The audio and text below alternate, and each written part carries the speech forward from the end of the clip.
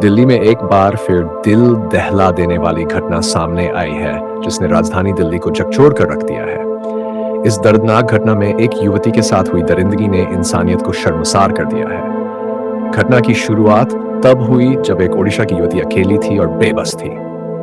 कुछ अज्ञात लोगों ने उसे अपनी हैवानियत का शिकार बनाया। इस घटना की पूरी जानकारी तक पहुंचने के लिए दिल्ली पुलिस को 20 दिनों तक शायद से ज्यादा सीसीटीवी फुटेज और मॉनहेम्प्टी ऑटो खंगालनी पड़ी। पुलिस के पास कोई सुराग नहीं था।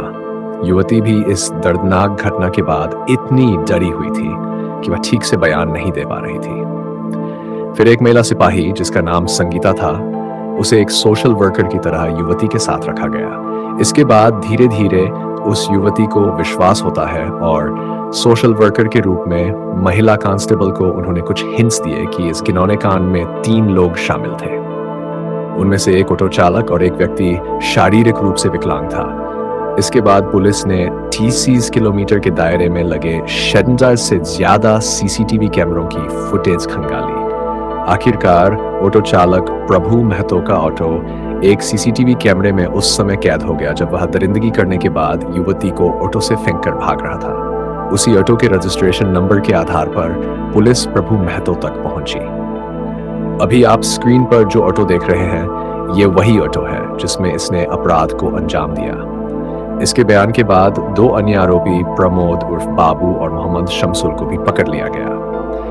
दक्षिण पूर्व जिले के एसीपी लाजपत नगर ऐश्वर्या सिन्हा की देखरेख में स्पेशल एटीएस प्रभारी राजेंद्र सिंह डागर के नेतृत्व में बनी टीम ने इस केस में बड़ी मेहनत से काम किया। आखिरकार ये अपराधी पुलिस की गिरफ्त में आ गए। लेकिन सवाल यह है कि देश की राजधानी होने के बावजूद इन तीनों आरोपी प्रभु, प्रमोद और शमसुल युवती को सुनसान इलाके में ले गए, जहां उन्होंने एक के बाद एक अपनी हैवानियत को अंजाम दिया।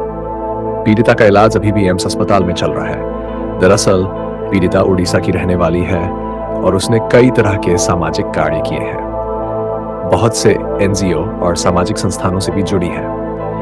पीड़िता अपने दोस्त के कहने पर काम के सिलसिले में बिना परिवार को बताए दिल्ली आ गई। कुछ समय तक काम न मिलने की वजह से वह अपने दोस्त पर भारी पड़ने लगी, जिसके बाद वह ननों के साथ रहने लगी। धीरे धीरे उसकी मानसिक हालत बिगड़ रही थी। ऐसा देख उसके परिचित ने उसके माता पिता को खबर दी। उनके आने के बाद बेटी को इस हालत में देखकर उनका दिल दहल उठा।